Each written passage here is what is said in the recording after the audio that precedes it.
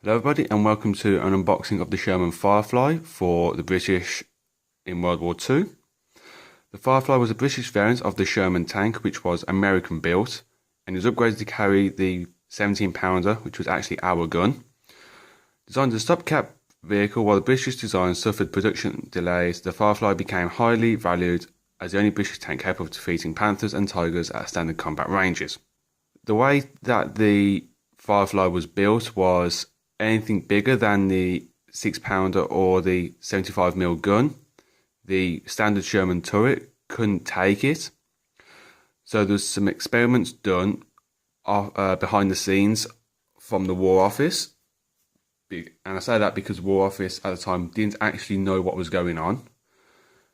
Some of the experiments were actually they removed the recoil system from the 17-pounder completely, which meant the entire tank took the recoil, and that was a one-off, but there was no known recordings of actually what happened with that. Whether that particular Sherman actually fired or not is a different matter, but there's estimates now saying that the tank actually wouldn't be able to take the recoil.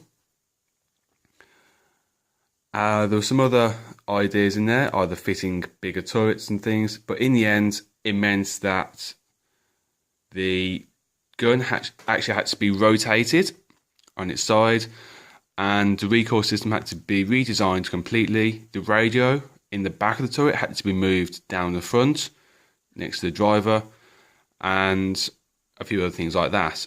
You'll also notice on the box that the typical Sherman and the Firefly Sherman, the hull itself is slightly different because there isn't a hull machine gun on the front of the Firefly. And that's because they had to remove it due to the size of the 17-pounders. Because of that, the Firefly can only deal with either tanks or use its coaxial machine gun in-game. It will also be heavily expensive at 295 points and 305 points if you stop it from catching fire or something. I'll have a look in the book in a minute. When you open up the box, obviously you get that. You get a leaflet that tells you how to look after resin kits and whatnot, which is, move that there, that, and it just tells you what to use and how to look after it and things like that. And it's got a little bit of a health and safety warning down here at the bottom. Obviously you get the tank. It will come in a little bubble bag. There are no decals for this kit. Warlord don't do decals for any of their resin kits, as I found out across some of my own other tanks I've got. In here, there are little bits and bobs like driver and things. Hatches will go in there. There is some tow hooks and things, and lights and whatnot. Drivers there, and there's a stowage box as well there. I'm not entirely sure where that's supposed to go yet, but I'll find out eventually. I have actually built most of the tank itself already, because it was a last minute thing doing this, and that's what I've got so far. You'll immediately notice that the top hatch I've put on slightly off center, but that's my own fault. I was working pretty late last night trying to do it. The two hatches there were in the bag, as well as the metal hatch upon the turret. The gun, rather the barrel, was actually in the bag as well. And I use super glue for this.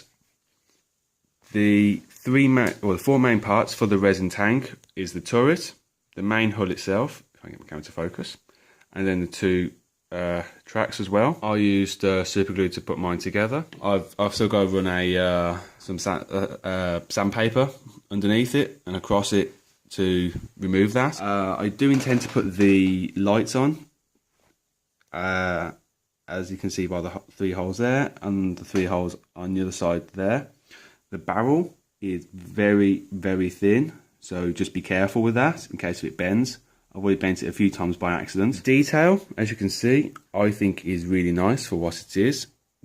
On my one in particular, the turret does rotate nicely all the way around without any issue.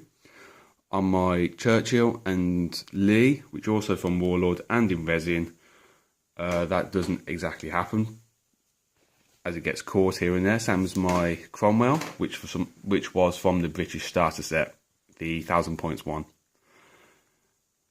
I will get this painted up when I've finished doing the lights and whatnot. Any questions, then please let me know in the comments below. You can hit me up on Facebook and Twitter. Links to those will be in the description below. Yeah, that's going to be that. Thanks for watching, guys, and I'll see you for the next unboxing.